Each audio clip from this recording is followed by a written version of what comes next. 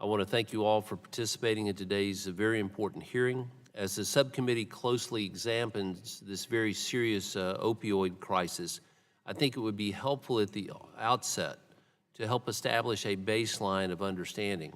And I'd like for each of you to answer each question that I'm going to ask now. First, do you believe that the actions that you or your company took contributed to the opioid epidemic? Mr. Barrett. Thank you, Mr. Chairman. We're really looking here because I've got a lot of questions, yes or no, and if it's No. not either one, No, sir, I do not believe that we contributed to the opioid crisis. okay, we'll come back to you then. Dr. Mastandrea. Yes. Mr. Hammergren. No. Mr. Smith.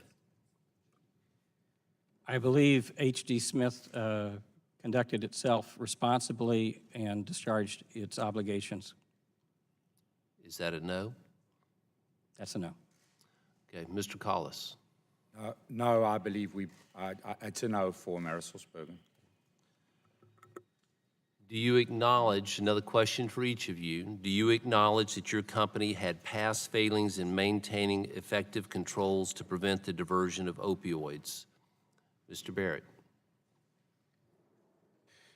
I believe that our organization understood their responsibilities and conducted them as best they could with the understanding of that time. I have no reason to challenge the good faith of the decisions made by people many years ago, but I can say that the decisions, as I mentioned in my commentary today, that we might have made in some of those pharmacies would look differently today. Is that a no? My question was, do you acknowledge that your company had past failings in maintaining effective controls to prevent the diversion of opioids? I think our organization understood its obligations. We did resolve with regulators where we had areas where we thought we could have done better, and I think those resolutions satisfied the right balance of serving patients and satisfying those controls, sir. So is that a yes that's now a no? I'm a little... I am looking back on history, and what I'm describing is an organization that I believe did its job at the time, understanding its responsibilities to address the responsibilities of controlled drugs. Dr. Mastandrea, the question is, do you acknowledge that your company had past failings in maintaining effective controls to prevent the diversion of opioids? Yes. Mr. Hammergren.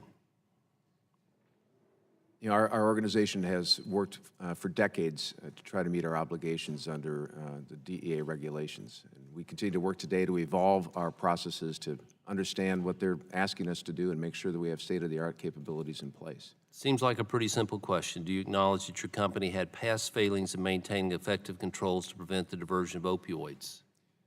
In the past, we've had challenges understanding the expectations that our regulator would like us to follow. Mr. Smith. Again, I believe H.D. Smith has acted responsibly, so the answer would be no. Mr. Collis. I believe we've always discharged our duties effectively and responsibly and have maintained an adequate diversion program. The number of opioids shipped to pharmacies in small towns in West Virginia has been astonishing. Nearly 800 million opioids in total distributed to West Virginia in just a 5-year period.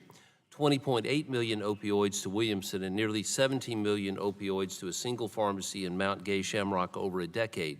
9 million opioids in just 2 years to Kermit. Do the extraordinary volume of opioid shipments to pharmacies in small towns in West Virginia indicate a breakdown in the suspicious order monitoring system? Mr. Barrett. Mr. Chairman, it's a very important question. I don't believe that the volume in relation to the size of the population is a determining factor.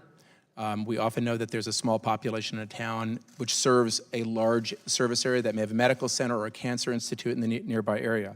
I have said, and I said in my statements, and I repeat here, that I think some of the decisions on particular pharmacies in West Virginia, knowing what we know today, we would have made different decisions, sir. Dr. Mastandrea. Yes.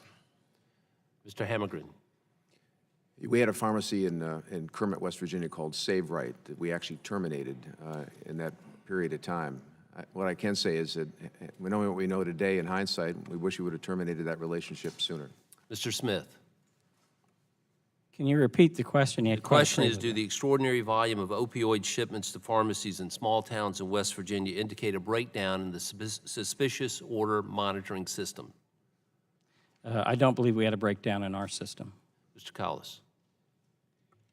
If you're talking specifically about AmerisourceBergen, we didn't ship any of those pharmacies. If you're talking about the industry, I believe it probably did. All right, my time is expired. Chair will now recognize Ranking Member of the Subcommittee, Mr. DeGette, for 5 minutes.